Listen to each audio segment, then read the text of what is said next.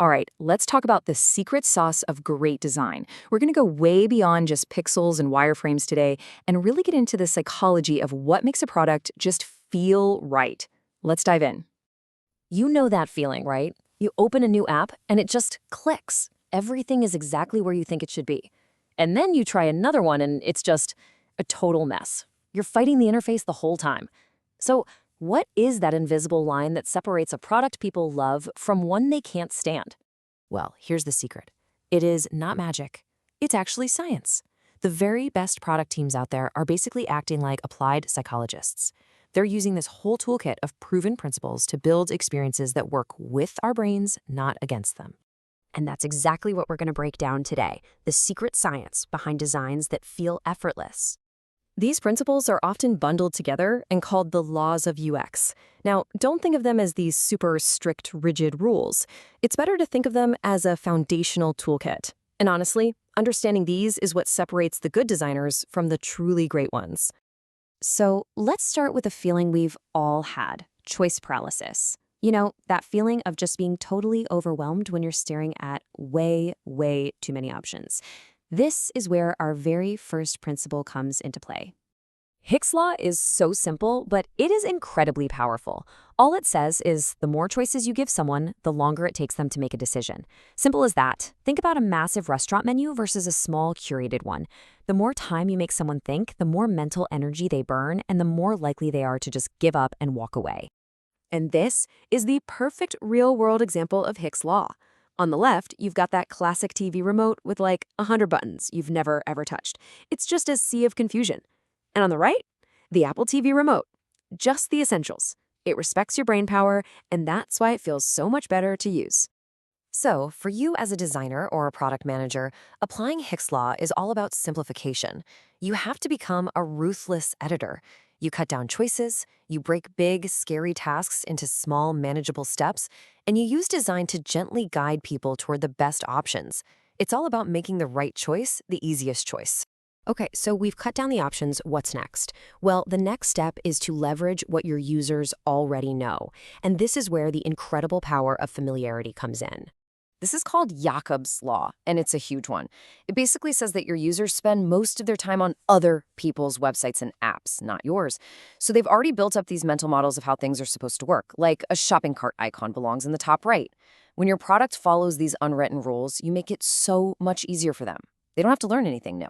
But, and this is super important, this does not mean you should just go out and copy your competitors. It's not an excuse to be unoriginal. It's about using standard patterns for standard problems. You know, put the logo in the top left to go home. By doing that, you free up your users' brain power to focus on what actually makes your product special, instead of them trying to figure out your weird navigation.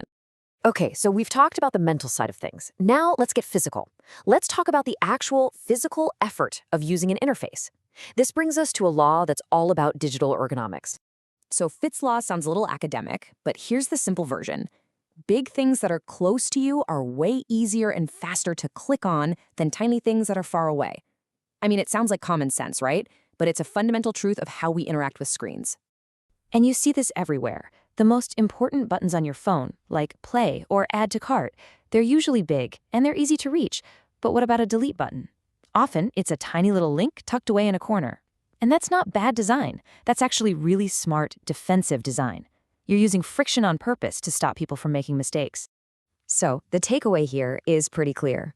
Make your main call to action buttons big and easy to hit. Think about where people's thumbs naturally rest on a phone. And for the love of all that is good, put some space between a button like Save and a button like Delete.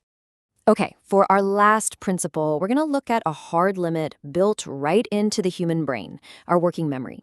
And we'll see how smart design can get around this limitation.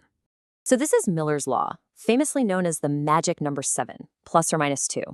What it means is that for most of us, our short-term memory, think of it like your computer's RAM, can only hold about 5 to 9 new pieces of information at one time. If you try to push past that, you just create overload. Here, let's try a little experiment. Take a look at this long number on the screen, just for a second. Try to remember it. It's really hard, right? Your brain is trying to juggle 16 separate digits, and it's too much. But look what happens when we do this. It's the exact same number, But now it's broken into 4 manageable groups. All of a sudden, it's easy. That technique is called chunking, and it's literally why phone numbers and credit cards are formatted the way they are. It's design that helps our brains out. So, we've covered a ton of ground here, right? From managing choices to organizing info, how do we pull all this together into a way of thinking, a new mindset for building great products? Look, the most important thing to get is that these laws, they're not really laws you have to follow or you'll get arrested. They're tools. They are tools for building empathy. They let you step into your user's shoes, understand their mental strain, and then design things that genuinely make their lives easier. This is the mindset. This is how you start to think like a senior product designer. It's this relentless focus on simplifying choices, on respecting the patterns people already know, on making interactions feel effortless, and on chunking information so it's easy to digest. Your job is to hunt down friction and destroy it. And that leads to this quote, which is maybe one of the most important ideas in all of product design. It's so easy for us to get attached to our own clever ideas, our beautiful designs, but great design is never about how clever our solution is. It's about how deeply we understand the user's problem. These psychological principles, Hick's, Jacobs, Fitts, and Miller's law, these are the professional tools you use to see that problem with total clarity. Once you master them, you'll stop just making things that look nice and start building products that feel incredible to use. And that